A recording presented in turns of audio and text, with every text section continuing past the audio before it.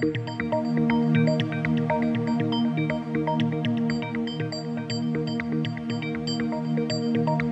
Welcome to SPN channel.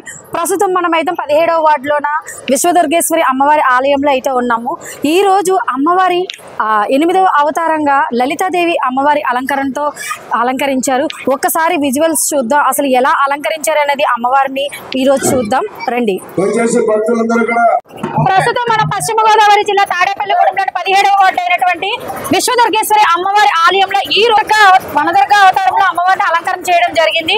ప్రస్తుతం భక్తులందరూ కూడా కలశాలతో సహస్ర కలశాసనం చేయడానికి అయితే అమ్మవారు బయలుదేరారు.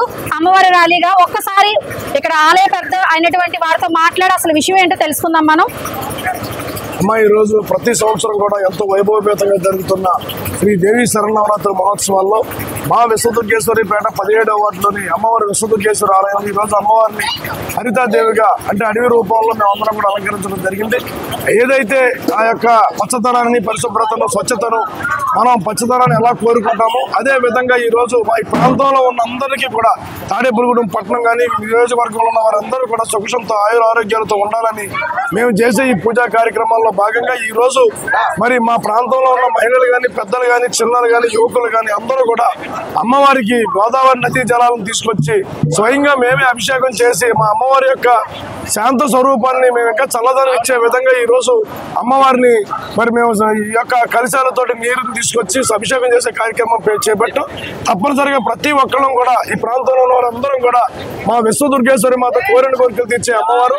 ఏ కష్టం ఉన్నా సరే ఆ మాత దగ్గరికి వచ్చి చెప్పుకున్న వెంటనే మాకు ఆ కష్టాలు తీర్చే తల్లి మా విశ్వదుర్గేశ్వరి మాత.